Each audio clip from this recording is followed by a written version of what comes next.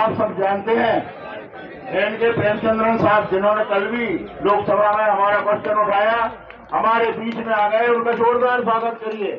इनके प्रेमचंद्रन साहब जो हमारे लिए बाकायदा संसद में लड़ रहे हैं, उनका बहुत बहुत स्वागत है।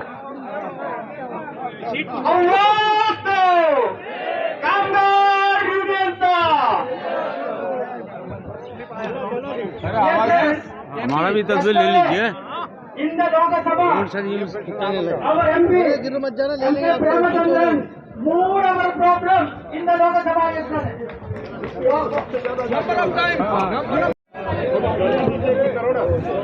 बहुत बढ़िया। नमस्कार, मैं हूं नई दिल्ली के जंतर मंतर पर और नई दिल्ली के जंतर मंतर पर तमाम ईपीएस 95 कर्मचारी जो यहाँ पे मौजूद हैं, इनका कहीं ना कहीं पेंशन को लेकर के मुद्दा है। 9,000 मांग है, हम 9,000 लेकर के छोड़ेगा। मोदी साहब कैसे नहीं छोड़ेगा, बस। और क्या डिमांड? 9,000 हमारा पेंशन मांग है। हम वेस्ट बंगाल से बोल रहा है, बस। और कुछ नाम क्या है? चित्तरंजन देवनाथ।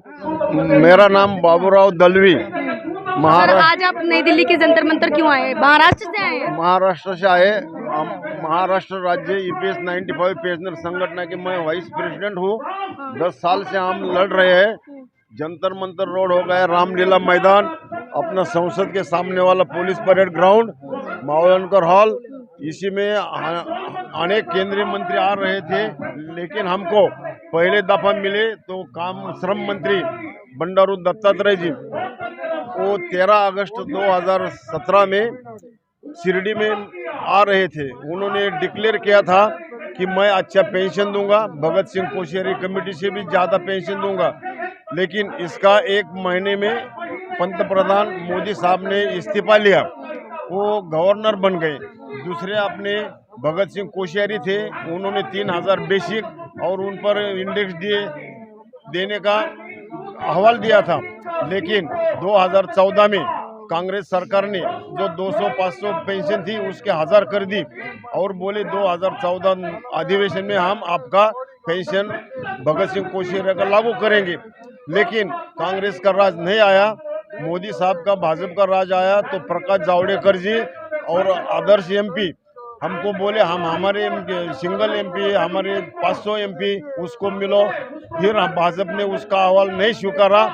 आज आपकी डिमांड क्या है? आज हमारी डिमांड है ₹9,000 बेसिक और उस पर डीए मिलना चाहिए। अगर नई डिमांड पूरी होती तो? नई डिमांड पूरी होती है तो हमारे 72 लाख पेंशनर्स है और 5 कोटी अभी एम्प्लॉयज है। उसका वोटिंग 30 तो 35 करोड़ है। हम अगले दफा पेंशन बढ़ेगी नहीं तो हम बीजेपी को वोट देंगे नहीं। 2024 में। आपका नाम? Baburao Dalvi, Ahmednagar. My full name is Bada Saheb Kotaji Jadhav, ex servant Ahmednagar district central cooperative bank limited Ahmednagar. Demand for pension increment lowest 10,000 and above. The government is not listening our demands and they are only chit-chatting. All the years past 10 years we are fighting for this, and Modi Sarkar, this Modi government is not realizing.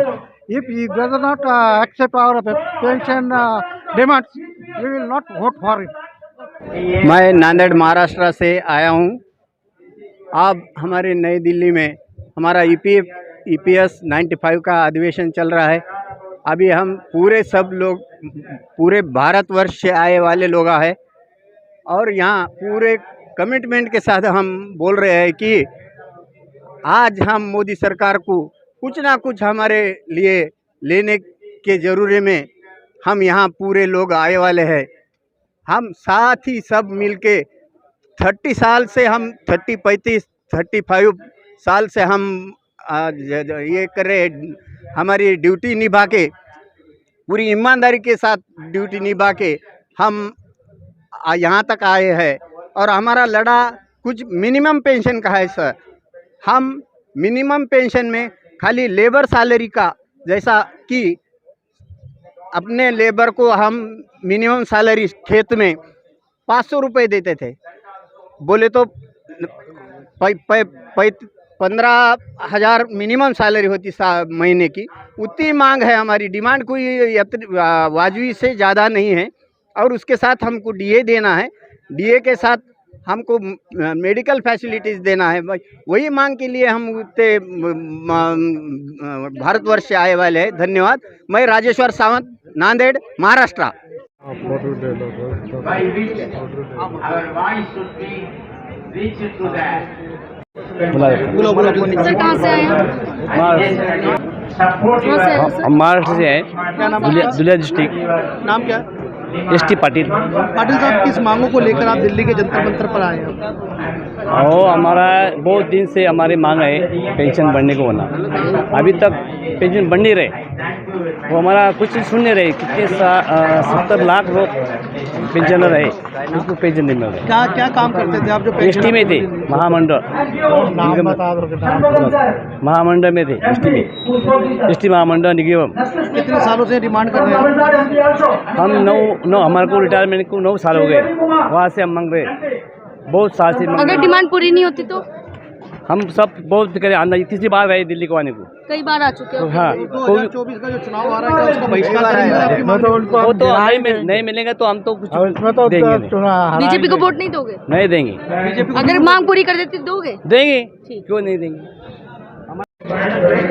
देखिए, मैं हूँ नई दिल्ली के जंतर मंतर पर, और नई दिल्ली के जंतर मंतर पर EPS 95 जो कर्मचारी हैं वो यहाँ पर मौजूद हैं और इनका विशाल रूप में धरना प्रदर्शन चल रहा है।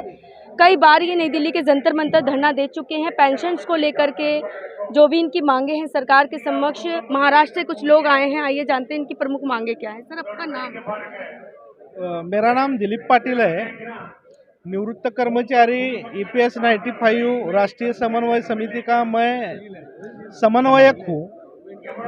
सरकार के दरबार में हमारी मांगे 10 साल से आगे चल रही है। जो मिनिमम पेंशन है, अभी देश में 28 लाख लोगों को कम से कम 1000 रुपये पेंशन मिलती है, 1000 के अंदर, और 1000 के ऊपर, 1000 के ऊपर एक 38-40 लाख लोगों को मिलती है। एक कम से कम भगत सिंह कोश्यारी का जो समिति गठन की थी सरकार ने, उसका जो अहवाल है वो लागू करे। इस महंगाई के ज़माने में कम से कम 9,000 रुपये प्रति महीना हर व्यक्ति को पेंशन के दो। वो वृद्धापकाल में सीनियर सिटीजन को सम्मानजनक जिंदगी व्यतीत कर रहे हैं, उसका जीवन सुरक्षित हो, उसका फैमिली का जीवन सुरक्षित हो। इसलिए सरकार ने, ये आर पार की लड़ाई चल रही है। गत 10 साल से हम आंदोलन यह स्थल पर कर रही है, अभी भी सरकार ने उसका कोई दखल नहीं लिया है।